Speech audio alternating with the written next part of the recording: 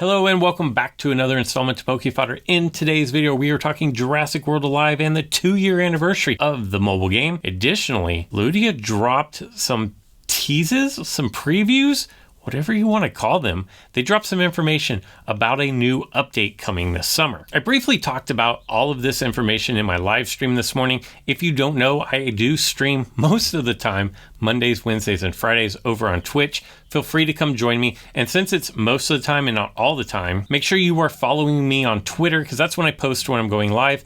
As always, links are down in the description below. What is this new information that we have? Well, if you will remember, Ludia did an announcement on their forums, links are in the description below, a couple of weeks ago, talking about some changes coming to the game this summer. Their little post didn't talk about a lot, but it did introduce the concept of co-op play in the game. Unfortunately, no other real details were shared at that time, but today we have a little bit more of a peek. They're pulling the curtain back just a little bit further with today's update, and they are introducing creature families. Now, I'm not talking about creature families as in Erlikosaurus Gen 2 and Charlie form a hybrid of Erlikogamma, and that is part of a family. No, it's not necessarily like that, although it could be, but it's not exactly like that. I will go into more detail as to what creature families are here in just a moment. But before I get into that, I also want to point out that Ludia has made the announcement that with whatever the new update is, 1.15 most likely,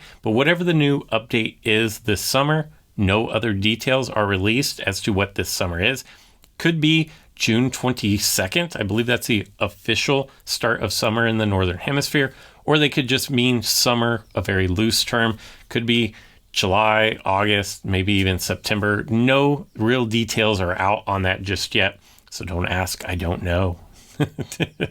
But the other announcement that they've made is that with this new update, all of your boosts will be reset back down to 0, and then you will receive those to redistribute however you see fit. So now let's talk about these new creature families. In their release, they say, "Happy Friday, DPG members. We recently announced the arrival of a new cooperative battle mode." I mentioned that at the beginning of this video. The first announcement was this new cooperative battle. You're going to battle against, I think, the AI, and you're going to team up with your alliance and your friends to do so. No other real details have been announced on that. We're very excited by the community's reaction so far. Thank you so much for your encouragement and enthusiasm. I think this is something people have been asking for kind of since the beginning, kind of like in Pokemon Go where you have raid battles. People just want more engagement, more PvE to go along with the PvP of this particular game. So it sounds like people are very receptive to this new game mode. With that being said, we want to introduce the new creature families with co-op abilities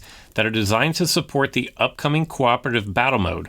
Today, we're revealing 3 of the creature families with you. Before I get into these different creature families, I do want to say that there is no real indication as to if these particular changes are going to affect the battle arena or if they're specifically going to affect the co-op mode.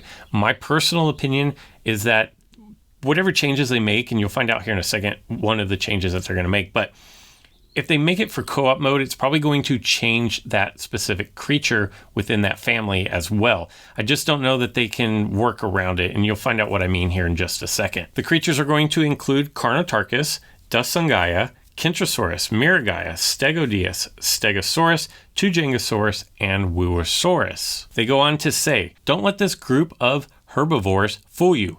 They will completely slow down your opponent's entire team when you use the Area of Effect Thagomizer ability. In addition, Stegosaurids with counterattack will now focus on deceleration rather than armor piercing." There's a couple of things I want to go back and bring your attention to on this. It says, they will completely slow down your opponent's entire team when you use the Area of Effect Thagomizer ability. So it looks like we have a new ability called Area of Effect Thagomizer. My personal guess here is that we're going to have Area of Effect and then fill in ability for a lot of these particular families. So this is a new mechanic to the game. Another thing that I want to bring to your attention here is the fact that counterattack will now focus on deceleration rather than armor piercing. And here's why I think it affects each individual creature within this family for both cooperative play and also the battle arena. If you look at Miragaia, its counterattack is going to be the armor-piercing variety. If you look at Dunsangaya, its counterattack is a deceleration counterattack. So if I'm going to guess, I'm going to say that Miragaia is going to lose the armor piercing and gain the same counterattack that Dunsangaya has. And I really think this is going to be a unilateral change across the board, where it's not just this one change for the cooperative play, but then it's the normal that you're used to for the arena play. I think, in my opinion, that Miragaia is going to lose completely the armor-piercing counterattack, and it's going to switch over to, if not the same counterattack that Dunsangaya has, it's going to be something very similar. And I really think that it's going to affect Miragaia a lot. Because one of the best things about Miragaia when you're doing these common tournaments, or like the tournament that's going on now, that armor-piercing is an amazing counterattack, and it adds to the viability of this particular creature. The second family they talk about is going to be the counter-attacking medium Theropod family. This fierce family is made up of Carnotaurus, Concavinator, Deoragosaur, Lythornyx, Majungdasuchus, Majungdasaurus, Megalosaurus, Raja and Kylosaurus, and Rajasaurus. Not a whole lot of information is given about this particular family, other than the sharp-toothed creatures that make up this family are ready to deploy shields against any of their opponent's efforts. They can also retaliate with counterattacks that are strongest against anti-tank creatures. And then within their release is a little infographic that goes into a little bit more detail. It says counterattacks specialize in anti-tank, and then they say rend, shattering, and or armor piercing. So it looks like we're going to get rend counterattacks,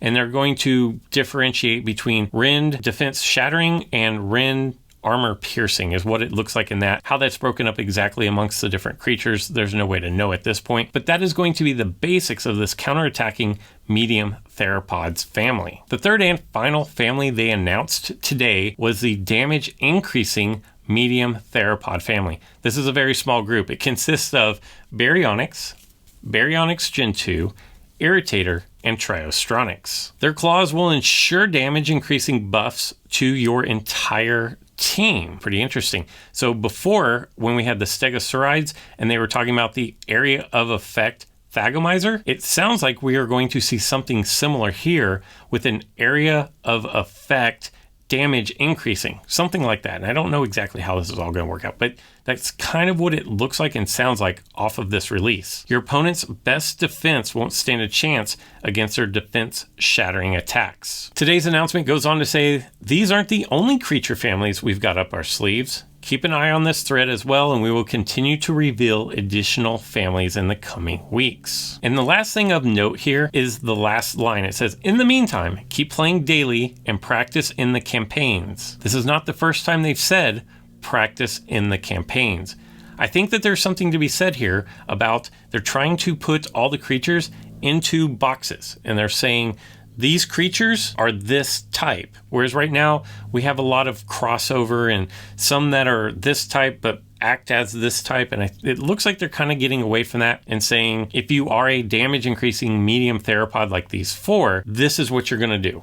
And so it looks like they're going to start putting things in little boxes. And of course, there's going to be some kind of crossovers because you do have hybrids, although we do see some hybrids listed here. So it'll be interesting how that comes about. My guess is a lot of these families are going to align with the different scent capsules that we currently already have or have had in the game. But these are just my opinion. Let me know down in the comments below, what do you think we are going to see as more information comes out? If you liked this video and you found it useful, make sure you give it a thumbs up. It really does help this channel and the algorithm. While you're there, go ahead, subscribe, and turn on alert notifications so you know when the next video drops here on YouTube. That's all I've got for this one. I hope you guys enjoyed it, and until next time. It is the 2-year anniversary of Jurassic World Alive, and to celebrate, Ludia is throwing a party. Now, I do want to say before we get into today's video that there was probably a better week, and that was St. Patrick's Day, their first year, when it was just uniques galore. But ultimately, it was great for the players and bad for the arena and